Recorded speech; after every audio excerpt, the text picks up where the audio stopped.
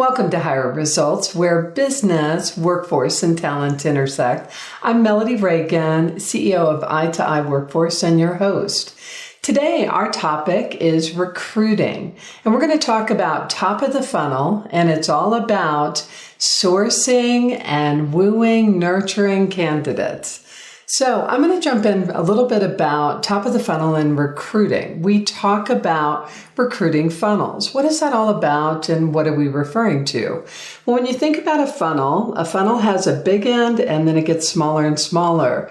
When we're talking about a recruiting funnel, what we're talking about is we want to get a lot of great candidates coming in so that we can narrow it to making that final selection. So that's what we refer to as our funnel for recruiting. Today we're going to talk about top of the funnel, and what top of the funnel is all about is at the top of the funnel, it's all about getting lots of great candidates, wooing them and getting them into our process so that they can be considered for a job and ultimately so we can hire them. This is extremely important in today's market because why? Talent gap. We are experiencing unemployment at a rate in the United States that we haven't in years and years and years. The other thing is we have jobs that are changing, and getting that right talent in the job is becoming ever more complex.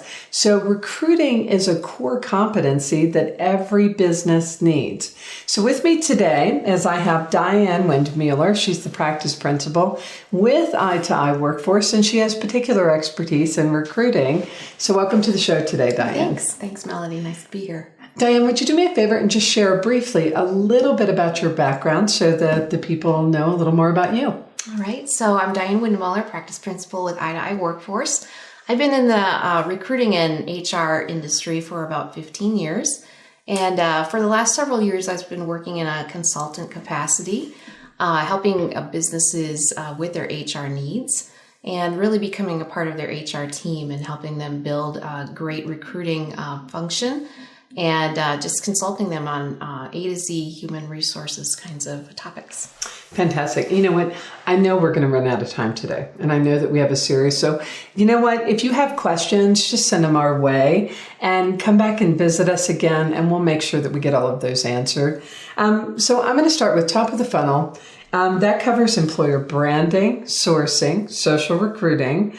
We're also going to talk about candidate, what we refer to as CRM or ATSs, and we'll define that.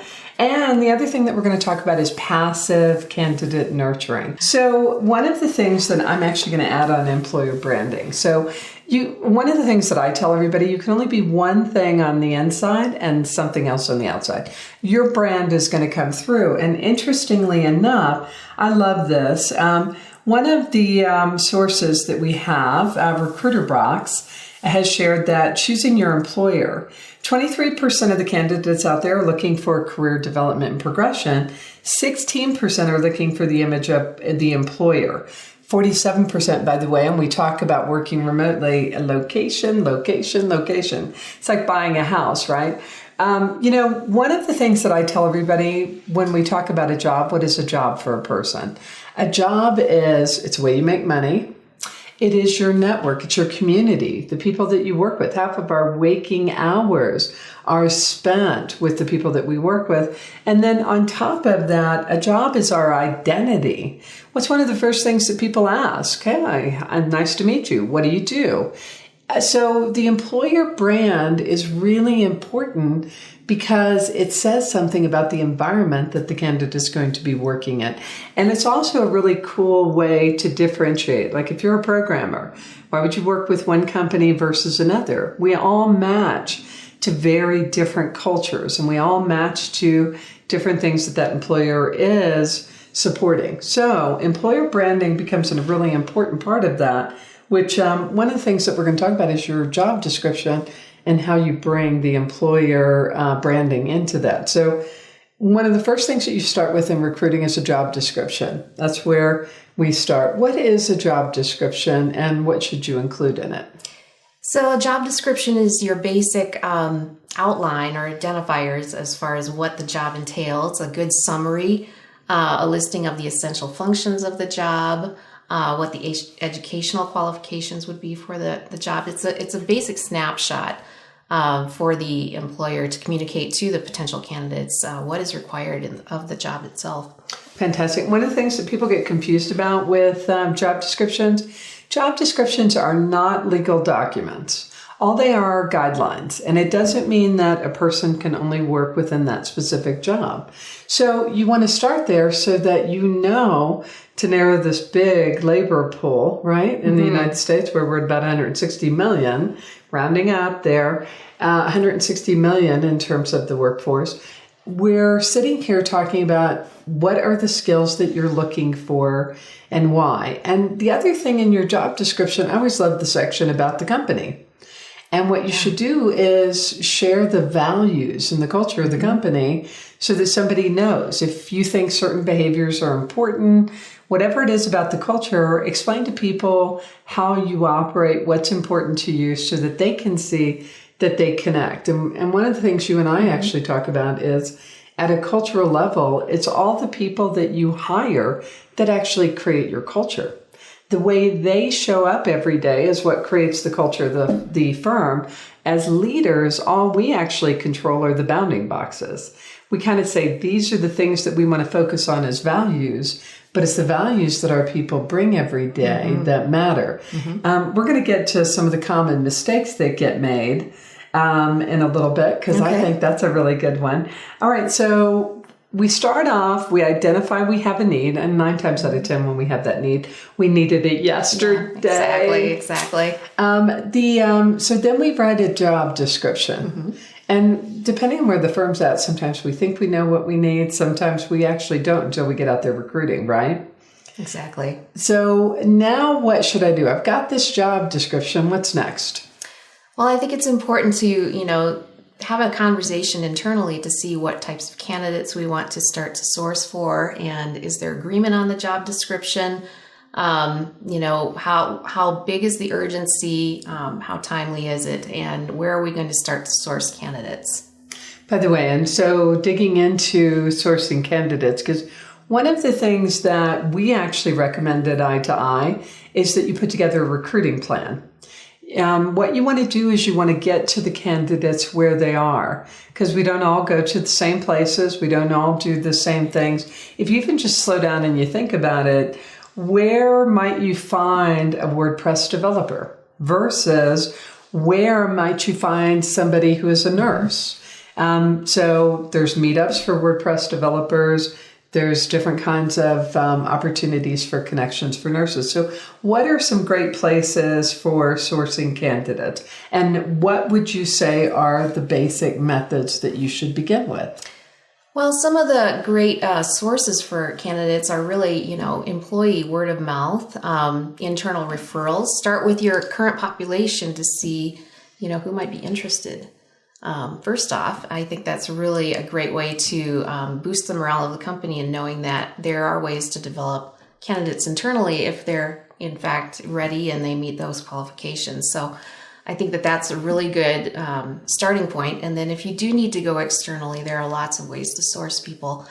Social media, your own website, organizations that are...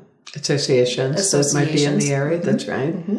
So I think that I would start with those kinds of By the way, I love that you went to the immediate cost effective, although there are others. So a little bit of what I'm hearing, and which 100%, number one, if you have an open position, can you promote somebody into the job? Again, morale. The other thing, employee referral programs. I can't tell you how many companies we work with that don't even have employee referral. And what's fantastic about that is they share values, right? Exactly. So it's like if you have a great worker, it's highly likely that they're going to refer another great worker. The other thing is social media, digital. We're big on digital because why? It's free. It's easy to identify where people are at. Hit your website, go out with all of your social media, right? Go to associations where these people come together, the people that you are looking for, and they have free job boards. We love free, but we also have the ones that we pay for, job boards. Exactly. Part of social media, though, is LinkedIn. LinkedIn is a really big one, but then there are all of the job boards and the job aggregators. And with those, it's going to cost you to pay to post some of the jobs, though, right? Exactly. And any others? Let's share a few more. What other places can I go find candidates? Well, I think, depending on the role, you can always go to the colleges and the new grads. Depending on, again, the level of position, it's always great to have some new talent out there coming on board for the first time and developing them. So I think that's a really great way. I also think, looking at job seeker associations in the area, local kinds of job seeker groups, posting it out there, getting those folks involved too that, are looking for a position right now. I think those are really, really good ways to source for candidates as well. I do too. And, when you are thinking about going to, what was it that I was just fixing to speak to, is schools, education. Don't just think universities, think trade schools. Think schools that have specific disciplines. They have job boards. So be broad about that. And the other one that when you were talking about it, job seekers, we do an awful lot where we work with the workforce centers. It is amazing the government programs that are available on the government job boards. So wherever you are, check for your county, check for your state. There's some amazing free resources. And in fact, just a little tip, they have some pretty cool tools that are free. We actually send people to workforce centers to get them tested on Microsoft Office for certain positions. So make sure that you have that. Now, let you and I talk about with job boards, what are some of the big job boards and how do I go about them? Job boards, job aggregators. And I'm going to explain this. Believe it or not, job boards and job aggregators are two different things. There are pure job boards that you can post to. And what job aggregators are, they're a little bit like the kayaks for travel. They aggregate from multiple different sites, and believe it or not, Simply Hired and Indeed are job aggregators. You can still post with them, but they aggregate multiple different job boards together. So it gives you a better search algorithm. But here's my question for everybody. How would I go about which job boards should I use for what? How do I make that decision, Diane? Well, I think it, first of all, depends on your budget. You want to definitely take a look at what you're willing to spend. Some are very cost effective or free, and some are not. And depending on where you want your searchers, your people that are looking for the job, if you want your job to come up first in the search engines, you have to perhaps pay a little bit more to have that done. So if you really want to get the word out quickly and fast and to a lot of folks, you would want to go to the larger job aggregators or job search engines such as an Indeed or a Monster, Career Builder, even Craigslist. The local Craigslist boards are great. By the way, Craigslist is like the number one for hourly. If you are hourly, and in fact, when you think about posting jobs and what you said as far as getting higher, the only way you get higher, it's marketing has impacted everything. And that intersection with brand and marketing and HR starting to intersect at big time, right? Exactly. But you could spend anywhere from like $7 to $450 posting a job. So make sure that you're going to the right place. Exactly. That you're going to pick something up. And by the way, this is a little bit like, you're not going to go to the grocery store to get a hammer, right? And you're not going to, on the other side of that, go to Home Depot to pick up some vegetables. So make sure you're going to the right place for the right candidate. And number one, if you're going for exempt or professional positions, LinkedIn. I can tell you right now, LinkedIn, and as much as you don't have everybody, Craigslist is still absolutely fantastic for hourly, but so is Monster. So Career Builder, you get a mix. The Ladders for executives. You have a variety of different job boards. Make sure, or aggregators, make sure you're using the right one. And there may be some other professional kinds of job boards that are geared towards, say, the healthcare profession or, say, oil and gas professions. And you want to use those if you're really wanting to hone in and get very specific and target a certain market of people. So that's another way to go about it. By the way, this is one of the reasons, Diane, and I think for every position, you should have a recruiting plan. It's the same way you do a marketing campaign. Ask yourself, here's the position, who am I looking to fill it, and how do I get these two to intersect, right? Which also brings us now, everybody keeps talking about social recruiting. What is social recruiting and why is that important? Well, we're all on social media these days, and a lot of us have our own, sites that we like to go to check socially, Facebook, Twitter, and Instagram even. So, you have your social circles and you're getting a lot of media that way. You're getting a lot of information, and a lot of businesses are using those kinds of, that social media to attract candidates in certain pools. And it's a really effective way to get the word out quickly. By the way, it is in terms of the exposure. It's so funny. There's a restaurant that I was working with on Friday, and we did a post for a wine tasting event that's at the first Friday of every month. And we blew it out on, it was just free for us to post an event on like Nextdoor. And the exposure for the community was almost 8,000 people in terms of the potential. So exactly what you're saying is, where you're looking. Are they on LinkedIn? And LinkedIn, by the way, is social recruiting. It is a social networking tool. Are they on Facebook? Are they on Instagram? Are they on Pinterest? Where are you going to find them? And how do you go about posting so that you can tell them about jobs? And one of the things that I can tell you, like on Facebook, you could do a daily ad where you're posting up and restrict your spend to $5 a day. It can be crazy cost effective. Think about it. You're posting a job on one board for $350. You could look at how much exposure you could end up getting on Facebook for that period. And, part of your social media is trying to get your own employees to comment or do thumbs up or to like and you. share. Like and share. That's right. Yeah. And what's awesome about it is if you do have a referral program, you have a way for your workers, make it easy for them to get the jobs out, right? And it spreads quickly, like wildfire, really.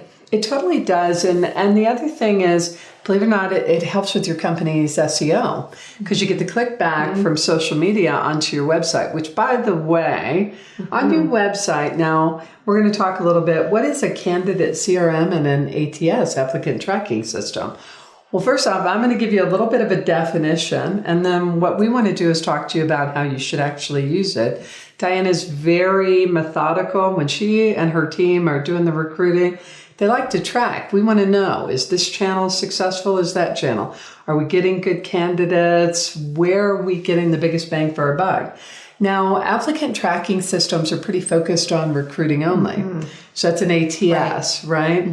The difference is we're actually moving to what is known as CRMs, and that's an acronym we hear all the time in a variety of different ways. But what we're talking about is a candidate relationship management system. And managing the relationship, this is one of the big mistakes employers make. They don't stay connected. They don't nurture their candidates. They don't communicate with them, which puts a bad taste in their mouths. Even somebody who might consider you, it was like, no, they never communicated with me in the process. So it's not just about the recruiting process. It is about creating that connection, tracking your channels. Where are you sourcing? Where are you getting? What kind of feedback, et cetera? And I just want to ask, Diane, relative to systems, are there any systems you would recommend? Well, as far as ATS systems, I would definitely recommend Google Hire. I think that they do an excellent job as far as their reach, and it's just ease of use. So that's one that I would really recommend. Yeah, by the way, with Google Hire and their reach, you can post jobs and they blast out to all these cool job boards. Click, click, click. That's what we all want, right? Exactly. So I totally, and what I love about Google Hire is it's so cost effective. Exactly. It is very, very cost effective for profit and nonprofit as well. So I think it's an excellent tool to use, but there are others as well. There are. And by the way, we actually use others. One of the things that we always tell an employer, make sure whichever system you pick that the better systems is if they can integrate into your HRIS, which is your HR system. All right, just super quick, because we're going to go, I love to go to common mistakes before we wrap. Is what is the average time? So I'm looking to hire, and let's admit it, I'm looking to hire. I needed that person yesterday. Right. So how long should I really plan for? What would you say? Well, I'd say on average, the statistics say about 24 days or about around 3 to 4 weeks for your average type of hire, depending upon the level and the specificity and what's required of the job itself, and what the candidate pool looks like, either locally or nationally. It really depends on a number of things, but the average time to hire is, I would say, around 3 weeks. So by the way, that 3 to 4 weeks is when you've engaged with the candidate and that you have, you've made that offer. There is time to fill your funnel and get your job description, and then you've got your onboarding, which along those lines, so we're at the top of the funnel. We're about feeding the funnel right now. Let's go into a couple of common mistakes. What are some of the common mistakes that you see employers make that can definitely be avoided? Well, I think a lot of times people just jump in and start the process before they know what they actually want. So they haven't taken the time to develop that job description. They haven't taken the time to have some internal conversations. What do we need? What do we want? And when do we want it? So I think it's important to define those things up front. And then, like you said before, to have your recruitment process outlined in advance so that so we know where we're going and we're not building the plane as we fly it. Oh, exactly. By the way, I love that you're saying, if you don't define what you want, and we've seen this where employers, they're not defining it. And so what ends up happening is it elongates the process. All of a sudden we're bringing candidates in. It's like, no. And they're not matching because you didn't define what you actually needed. Exactly. Or the other thing is you're in a journey and you're discovering what you need. And it's kind of owning that. We've been in situations where we've had employers start off and it's like, no, I want a controller. And then they come back and go, oh, no. I really don't want a controller. I want an accounting manager. I want someone who can do this level because they're not quite understanding the level of work. So right. And if you don't get that buy-in up front, later on in the process, when you've got it narrowed down to a couple of candidates, you're going to perhaps have some internal objections that you didn't anticipate having. And then you have to start from square one again. And that's really difficult once you've got those candidates in the funnel and you haven't really decided as a team, where are we going with this? And, you haven't gotten the buy-in up front. Folks are really, it's going to create a lot of problems for you later. So, you know what I think a common mistake that a lot of employers make, they don't nurture the candidates and they don't communicate with them. And in drip campaigns and with all the tools today, it's too easy to set up even some automated communications. And you get to express your brand in doing that. And so they lose candidates. And, one of the phrases that we use is we're always using the concept of a passive or active candidate. And we talk about that. So would you share with us what the differences between passive and active is when we're talking about recruiting? Well, I would say the active candidates are the ones that are responding proactively to your job. They've seen it, and usually they're applying proactively on their own. So that I would define as an active candidate. A passive candidate is one that we're going after. They're not necessarily looking. They haven't seen the job posting. And we are seeking them out, really. And they're not necessarily in the job market at the time, but they may or may not be. So I would make that distinction between active and passive. Yeah, and by the way, we also talk about the difference between sourcing and recruiting. And again, and that's from our side, is we'll set up funnels to bring a whole bunch of candidates in where we're just sourcing. Recruiting is when we're going after them. And sometimes that means when you're recruiting, you're out there and you're doing cold calls. So it's a two-way street. And one other thing that I absolutely want to say, and we've talked about the common mistake of the role, but the other thing is I see a mistake that a lot of employers make is they keep all their recruiting efforts online. And you know what? There's a lot of, you have to get out. Get out to events, meet people, find where they're at so that it's not just about recruiting online. And on top of that, it's It's not just about digital. Believe it or not, ads and papers still work. So finding that, in some instances, you put up flyers, understanding associations that you can participate in. Yeah. Going to your job centers. Yeah. And going to your job seeker networking groups too. Exactly. And doing presentations with the folks that are actually looking right now. By the way, and that's a fantastic idea, and there are some amazing meetups. Yeah. Well, thank you for being with us today. All we've done is covered at a top level, the top of the funnel. And if you have any questions, let us know. What I'm going to say is Hire Results. We air every Tuesday at 3 p.m. Mountain Time. Please join us again. Join us for the next part of the series. We're actually doing a series on recruiting because we know this is so important. Diane and I are going to come back and we're going to talk about the bottom of the funnel. And you can find past episodes at i2i Workforce/hire-results. And we air every Tuesday, 3 p.m. on Facebook.com/hire results. Until next Tuesday, we'll see you on the internet.